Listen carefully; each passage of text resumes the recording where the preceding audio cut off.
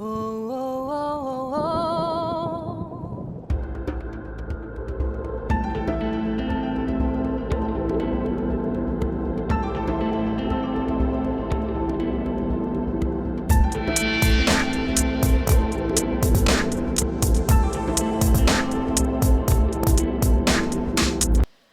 Bonjour à tous et bienvenue dans cette 26e étude de l'évangile de Matthieu, 26e étude où on va s'intéresser toujours dans le chapitre 5 de l'évangile de Matthieu au verset 21 à 22.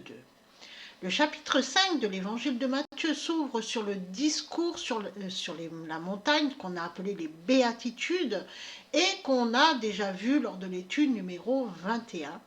Et dans la continuité de son discours, Jésus-Christ va opérer une réforme de la loi morale établie par l'homme pour en ressortir uniquement la vérité, c'est-à-dire pour l'épurer de la tradition. Petit à petit, Jésus-Christ va détruire le venin du mensonge, de la loi morale et particulièrement pharisaïque, humaine, par la vérité de Dieu. Et cela va concerner toutes les instances de nos vies. Dans les versets qui nous intéressent, les versets 21 et 22 du chapitre 5 de Matthieu, on va comprendre ce que signifie « tu ne tueras point ». Jésus-Christ va revenir sur les 5 dernières paroles des 10 commandements, et ici, une des paroles « tu ne tueras point », qui est dans la loi de Moïse, afin de recentrer la relation à l'autre en Dieu, cette relation à l'autre qui fait défaut aux scribes et aux pharisiens. Et alors la loi devient une loi d'amour et Jésus-Christ commence par expliquer, par enseigner ce que signifie réellement le commandement, la parole « tu ne tueras point ». Rappelons que Matthieu adresse son évangile à des croyants qui connaissent les coutumes juives et que son but est de montrer que Jésus est le Christ, le Messie annoncé par les prophéties. Il est certainement l'évangéliste qui fait le mieux comprendre que le Nouveau Testament est éclairé par l'Ancien Testament, lequel ne se comprend qu'à la lumière du Nouveau Testament. Commençons par lire nos 2 versets, les versets 21 et 22 du chapitre 5 de l'évangile de Matthieu. Vous avez entendu qu'il a été dit aux anciens, tu ne tueras point. Celui qui tuera mérite d'être puni par les juges. Mais moi je vous dis que quiconque se met en colère contre son frère mérite d'être puni par les juges. Que celui qui dira à son frère Raka mérite d'être puni par le Sanhédrin, et que celui qui lui dira insensé mérite d'être puni par le feu de la géhenne. Regardons un peu et revenons aux 10 commandements et à la loi d'amour. Voici les 10 commandements. Adorer uniquement Dieu, donc aimer Dieu. Interdiction de l'idolâtrie, c'est toujours aimer Dieu. Ne pas citer le nom de Dieu en vain. Observer un jour de repos par semaine. Honorer ses parents. Ça, c'est aimer Dieu de tout son cœur, les 5 premiers commandements, les 5 premières paroles, avec cette 5e parole qui fait le lien entre aimer Dieu et aimer son prochain. Maintenant, aimer son prochain. Ne pas tuer, ne pas commettre l'adultère, ne pas voler, ne pas porter de faux témoignages, ne pas convoiter les biens d'autrui. Jésus-Christ résume ces 10 paroles dans une loi d'amour qui est très très simple finalement. Le plus grand commandement, tu aimeras, le premier commandement, tu aimeras le Seigneur ton Dieu de tout ton cœur, de toute ton âme et de toute ta pensée. C'est là le premier et grand commandement. Aimer Dieu, donc aimer uniquement Dieu, ne pas aller idolâtrer une autre divinité ou même soi-même ou un objet ou le matériel, peu importe. Ne pas citer le nom de Dieu en vain, c'est-à-dire ne pas tenter Dieu. Observer un jour de repos par semaine et honorer ses parents. Ensuite, le 2e commandement, dans la loi d'amour donnée par Jésus-Christ, comme il le dit lui-même. En Matthieu, chapitre 22, versets 36 et 40, nous avons déjà lu les premiers versets, et le second est semblable. Tu aimeras ton prochain comme toi-même. De ces deux commandements dépendent toute la loi et les prophètes. Tu aimeras ton prochain comme toi-même. Si tu aimes ton prochain, tu ne vas pas le tuer. Si tu aimes ton prochain, tu ne vas pas commettre l'adultère.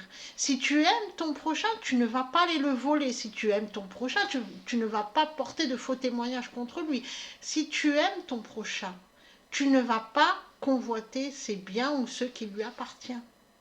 Donc finalement, les 10 paroles, les 10 commandements sont résumés dans cette loi d'amour, aimer Dieu de tout son cœur et aimer son prochain comme soi-même. C'est aussi simple que ça.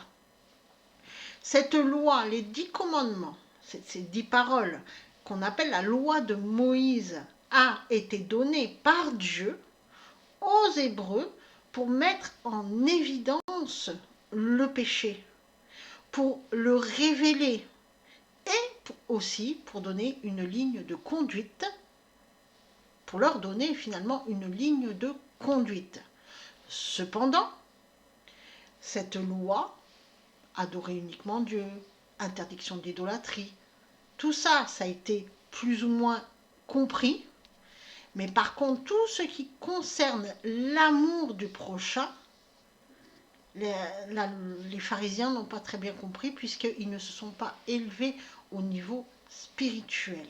Par exemple, comme on va le voir là, ne pas tuer, c'est pas simplement le corps, il y a aussi la dimension spirituelle qui va derrière. Et Jésus-Christ va recentrer donc tout cela dans l'amour du prochain pour ensuite dire et faire comprendre qu'on ne peut pas aimer l'autre ou s'aimer soi-même, puisque c'est tu aimeras ton prochain comme toi-même. Donc déjà, il faut s'aimer soi-même pour pouvoir aimer son prochain. Et on ne peut pas si on n'aime pas Dieu, puisque c'est l'amour de Dieu, son amour inconditionnel, l'agapé en grec, qui permet d'aimer son prochain comme soi-même. C'est pour ça que Jésus-Christ va tout recentrer. Et donc, il va faire comprendre aux pharisiens qu'ils ont oublié toute la partie spirituelle. C'est-à-dire que les pharisiens n'ont vu que le corps. Ne pas tuer, c'est que le corps. Non, il y a aussi l'esprit. Ne pas tuer l'esprit. La loi de Moïse, donc comme je l'ai dit, révèle le péché par sa transgression. Et elle devient par Jésus-Christ ce qu'elle devait être au début, une loi d'amour. Et là, l'amour, il ne peut pas être transgressé. Celui qui aime accomplit de fait la loi. Et c'est cela que Jésus-Christ va expliquer, notamment aux pharisiens et aux docteurs de la loi qui, eux, appliquaient la loi de Moïse. Ne pas tuer, ok, je tue pas. Mais par contre, ils faisaient pire, puisque eux, ils s'occupaient que du côté matériel. Et ils ne s'occupaient pas de l'esprit. Or, nous savons qu'il y a 2 morts. La mort du corps, le décès, mais c'est pas fini, puisqu'il y a l'esprit. Et l'esprit, c'est lui qui retourne au Seigneur. Et donc, Jésus-Christ va remettre au centre la relation à autrui, car justement, c'est cette relation à l'autre qui fait défaut aux religieux de son époque. Les pharisiens aimaient Dieu, mais ils n'aimaient pas leur prochain, puisqu'ils se plaçaient au-dessus des autres et méprisaient ceux qu'ils jugeaient d'une condition inférieure à eux, comme Jésus le rappellera par la parabole du bon samaritain que nous avons lue lors de l'étude précédente. Les pharisiens, ainsi que les sadducéens, les docteurs de la loi, se préoccupaient du paraître et d'eux-mêmes.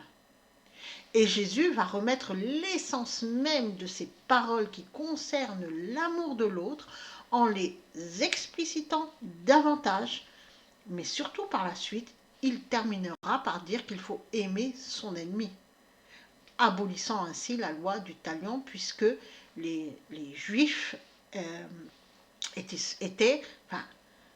mettait en place la loi du talion, c'est-à-dire œil pour œil, dent pour dent. Jésus va leur dire non, non, ça c'est plus possible. Et on verra tout ça bien sûr dans la suite de nos études quand on continuera à dérouler le chapitre 5 de l'évangile de Matthieu. Dans cette étude qui nous intéresse, nous allons expliciter le sens profond et spirituel de cette parole de Dieu, comme on l'a lu précédemment et que l'on peut lire en Exode chapitre 20 verset 13 et en Deutéronome chapitre 5 verset 17, « Tu ne tueras point ». Relisons le verset 21. « Vous avez entendu qu'il a été dit aux anciens, tu ne tueras point, celui qui tuera mérite d'être puni par les juges. » Tu ne tueras point, il n'est pas précisé. Tu ne tueras point par exemple ton prochain. Non, c'est tu ne tueras point, point, tout le monde. Ça concerne vraiment tout le monde, autant le prochain que l'ennemi. Tu ne tueras point. Aux anciens, c'est le mot archaïoïs. Il s'agit du pluriel de l'adjectif archaïos qui signifie littéralement ce qui a été depuis le commencement originel ancien. Cet adjectif découle du mot arché qui signifie commencement, origine, ce par quoi tout commence, l'origine, la cause, le premier, le chef. D'ailleurs, dans cette racine grecque, on retrouve les mots archétype et archaïque, par exemple. C'est la base, ce qui a été donné à l'origine. Et effectivement, cette loi a été donnée dès l'origine et le premier meurtrier de l'humanité fut Caïn, qui tua par jalousie son frère Abel. Ainsi, cette loi originelle qui rappelle que toute vie doit être respectée car elle vient de Dieu est donnée à Moïse et gravée sur la pierre. Et cette loi met en évidence le meurtre. Ainsi, ceux qui la transgressent sont des meurtriers. En connaissant la loi, le croyant doit lutter contre le mal qui est à l'intérieur de lui, l'ego, pour ne pas l'enfreindre et tuer par colère ou par jalousie ou par intérêt, peu importe. Jésus-Christ rappelle cette loi originelle et va l'expliciter. Cette loi, comme on l'a dit tout à l'heure, on peut la lire en Exode chapitre 20 verset 13 et au Deutéronome chapitre 5 verset 17, « Tu ne tueras point ». Elle est simple, quelques mots, et il n'est pas précisé qui on ne doit pas tuer, donc c'est tout le monde. Simple, évidente, et pourtant, combien tue pour la religion? C'est marqué, tu ne tueras point. Combien tue pour la religion? Combien tue pour garder le pouvoir? Ou pour des guerres de territoire, pour de l'argent, par jalousie, par colère, par plaisir? Qu'est-ce que les gens n'ont pas compris dans « tu ne tueras point » ? Il y en a aussi qui tuent pour éliminer quelqu'un de gênant. Et j'en passe, et des meilleurs. Et au bout d'un moment, mais qu'est-ce qu'ils n'ont pas compris? Tu ne tueras point. C'est simple. Cependant, attention, car il n'y a pas que le fait de tuer le corps, parce que là, je n'ai parlé que de tuer le corps par des guerres de religion, garder le pouvoir, éliminer un adversaire trop gênant, etc. Il y a aussi la seconde mort, celle de l'esprit, que l'on a souvent tendance à oublier. Et beaucoup veulent tuer l'esprit. Tuer l'esprit, c'est quoi? C'est faire des gens, des zombies, des moutons, en les éloignant de Dieu. C'est-à-dire qu'après, ils n'ont plus aucune intelligence, puisque toute intelligence vient de Dieu. Ça ne veut pas dire, je ne parle pas d'intelligence de ce monde. Je parle vraiment de cette capacité à entendre Dieu et donc à être vivant et donc à réfléchir comme Dieu nous pousse à le faire, comme Dieu nous guide, comme Dieu nous enseigne.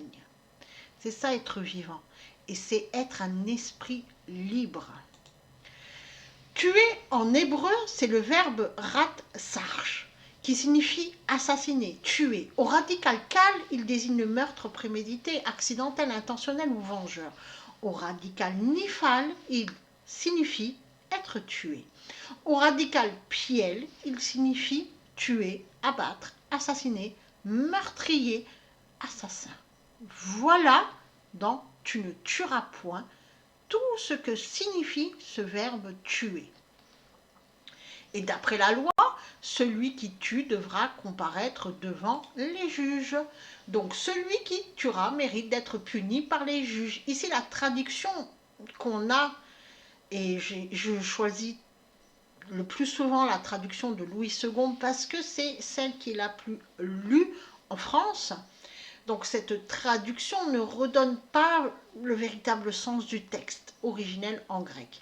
Il est écrit en grec et celui qui commet un meurtre passible, il sera du jugement. Alors oui, c'est pas très français, mais c'est comme ça que c'est écrit.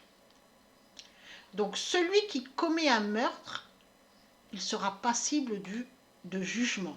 Dans la traduction française, celui qui tue mérite d'être puni par les juges. On a l'impression que oui, il mérite une punition, mais le doute est émis sur le fait qu'il va ou pas la recevoir.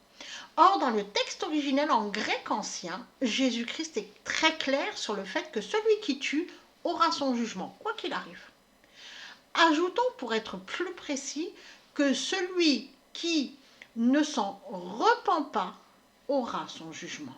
Le jugement, c'est celui de Dieu.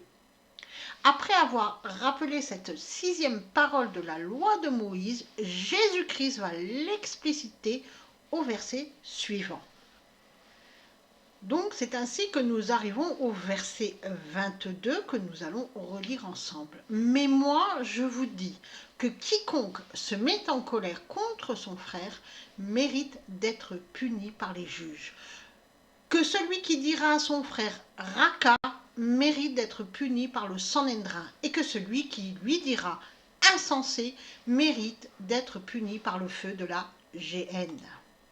Par cette parole de Jésus-Christ, on comprend alors que nous sommes tous pécheurs. Car tous, à un moment ou à un autre de notre vie, nous avons ressenti de la colère pour un proche ou insulté un proche. Regardons cela de plus près. Se mettre en colère, en grec, c'est orgizoménos, littéralement étant en colère. Donc, on n'a pas ici une notion d'instantanéité, comme le laisse supposer la traduction française, mais plutôt l'idée de celui qui est et qui reste en colère contre son frère. Il s'agit du verbe orgizo qui signifie irriter, soulever à la colère, être provoqué à la colère, être fâché, être courroucé.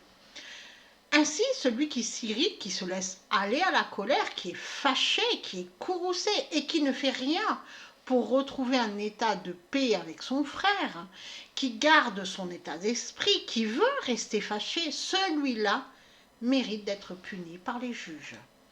Ce verbe orgizo vient du nom orgue, qui signifie la colère, la disposition naturelle, l'humeur, le caractère, l'agitation de l'âme, l'impulsion, l'émotion violente, l'indignation. Ainsi, cette colère est liée à l'émotion, c'est-à-dire à l'ego. Et c'est pour cela qu'il faut la combattre, car celui qui ne la combat pas est prisonnier de l'ego. Et c'est pour cela qu'il est déjà en jugement. Remarquons que Jésus-Christ dit qu'il ne faut pas rester fâché ou en colère contre son frère. Il aurait pu dire contre le voisin, ou une connaissance, ou tout simplement ne rien dire du tout, et ça aurait été considéré, enfin, on aurait considéré ça comme pour tout le monde. Non, c'est vraiment dit le frère. Donc il s'agit du frère. Et qui est notre frère dans la parole de Dieu? Frère, c'est adelphos, mot qui désigne un frère né des deux mêmes parents, ou seulement du même parent ou de la même mère. Le frère adelphos est aussi celui qui appartient au même peuple que moi, avec qui l'on partage les mêmes ancêtres. Dans la parole de Dieu, ce mot prend le sens de celui qui est en Christ. En Christ, nous sommes tous frères et sœurs. Donc tous ceux qui ont accepté Christ comme leur sauveur, met un frère, met une sœur. Ce mot adelphos se compose de deux parties. La lettre alpha, qui découle de la lettre hébraïque aleph, qui est la lettre de Dieu, le premier, le commencement. C'est pour cela que Jésus-Christ a pu dire « Je suis l'alpha et l'oméga » en Apocalypse chapitre 1 verset 8. C'est-à-dire le premier et le dernier, le tout. Et on a là aussi le mot Delphos, la seconde partie du mot Delphos, Delphus, pardon, c'est la matrice. Ainsi le frère, c'est celui qui est en lien avec Dieu. Et c'est avec celui-là qu'il ne faut pas rester fâché. Donc, qu'il faut toujours rechercher à être en paix. Dieu ne veut pas la division, il veut l'union. Nous sommes tous frères et sœurs d'un même corps, Jésus-Christ. Il est la vigne, nous en sommes les sarments. C'est aussi à ce frère qu'il ne faut pas dire raka ni insensé. Qu'est-ce que ça veut dire raka et insensé? Alors, raka, ce mot-là, en grec, c'est raka. Ce mot est une translittération d'un mot d'origine araméenne qui est reik, qui signifie vide et vain, sans valeur morale. Ainsi, le raka était une expression de mépris qui était utilisée parmi les Juifs au temps de Jésus-Christ. On disait raka à une personne pour lui signifier qu'elle n'était rien, qu'elle ne valait rien, qu'elle n'avait aucune valeur morale. Elle était certainement l'expression favorite des pharisiens, des docteurs de la loi et aussi des rois de l'époque qui considéraient le peuple comme de petites gens, des gens qui ne valent rien. Or, Jésus-Christ nous dit que celui qui dit à un frère qu'il ne vaut rien, qu'il est insignifiant, qu'il n'a aucune valeur morale, mérite d'être puni par le Sanhédrin. Le Sanhédrin désigne le conseil, l'assemblée. Ainsi, celui qui insulte ainsi un frère doit comparaître devant l'assemblée, c'est-à-dire devant l'Église du Christ, devant les disciples du Christ, afin qu'il puisse confesser sa faute et en demander le pardon. L'insensé, littéralement dans le texte en grec, c'est moros, qui signifie folie, impie, sans Dieu. Donc celui qui dit à son frère « tu es fou, tu es un impie, tu es sans Dieu », celui-là mérite d'être puni par le feu de la géhenne. Donc il y a le raka, celui qui dit raka, et celui qui dit à son frère « tu es un insensé ». Ainsi, il ne faut jamais dire à son frère, c'est-à-dire à celui qui est en Jésus-Christ, qu'il est fou et sans Dieu, au risque d'aller tout droit dans le feu de la géhenne. Là, on passe un cran supérieur. Celui qui dit raka, il va aller devant l'assemblée. Celui qui dit insensé à son frère, alors lui, il va directement dans le feu de la géhenne. La géhenne, en grec, c'est Gehenna. Littéralement, c'est l'enfer. L'enfer, c'est un état d'esprit. L'état d'esprit de celui qui n'est pas dans son bon sens. Celui qui est en enfer est comme coincé dans son esprit avec ses regrets, ses ressentiments, ses peurs, ses angoisses, et j'en passe, et des meilleurs, sans possibilité d'exprimer ses émotions et n'y voyant aucune porte de sortie. C'est l'angoisse totale dans les ténèbres, totale. C'est l'absence de Dieu. L'absence de Dieu, c'est l'absence de lumière, donc les ténèbres. Ainsi, celui qui dit à son frère, c'est-à-dire à celui qui a la foi, qu'il est sans Dieu, en vérité, il est lui-même sans Dieu. Et il marche dans les ténèbres. Il est déjà en enfer. Parce qu'il n'y a que quelqu'un qui est déjà en enfer, qui marche dans les ténèbres, qui peut dire à quelqu'un qu'il est sans Dieu, qu'il est un impie. En vérité, Jésus-Christ a élevé spirituellement cette loi, tu ne tueras pas, qui était comprise uniquement pour le corps, et l'a explicitée pour la seconde mort, qui est celle de l'esprit. Lorsqu'on pense au meurtre, on pense au corps. Or, Jésus-Christ nous dit que nous ne sommes pas uniquement qu'un corps. Nous avons une dimension spirituelle, nous avons un esprit. Et donc, est un meurtrier celui qui tue l'esprit de son frère ou qui fait plonger son frère dans l'angoisse, soit parce qu'il garde rancune à son frère, parce qu'il ne veut pas la paix avec son frère, soit parce qu'il lui dit qu'il est quelqu'un qui est inutile, sans valeur, soit parce qu'il lui dit qu'il est sans Dieu. On ne peut pas dire cela à un frère au risque de provoquer chez lui des émotions négatives qui alimentent l'ego. Les pharisiens étaient toujours dans l'humiliation de ceux qu'ils jugeaient inférieurs à eux. Et pourtant, ils aspiraient à Dieu. Et ces gens qu'ils jugeaient eux-mêmes inférieurs à Dieu, ces gens-là aspiraient aussi à Dieu. Ainsi, les pharisiens ne s'approchaient pas d'un pauvre ni d'un lépreux. Ils étaient toujours dans l'insulte à l'autre, qu'ils traitaient de vaurien, d'incapable, d'impur, etc. Et de raca, bien sûr. Et en disant de telles choses, ils livraient les malheureux à l'angoisse et donc à l'ego.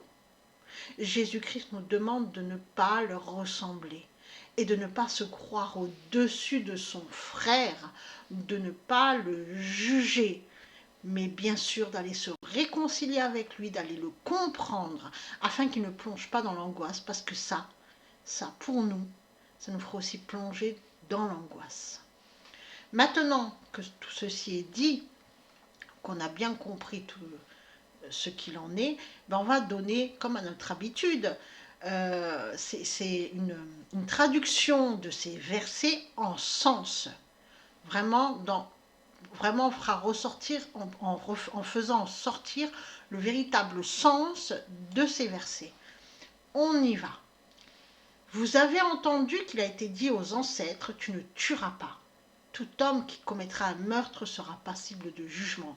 Et moi, je vous dis que celui qui se met en colère et qui garde sa colère contre son frère sera passible du jugement.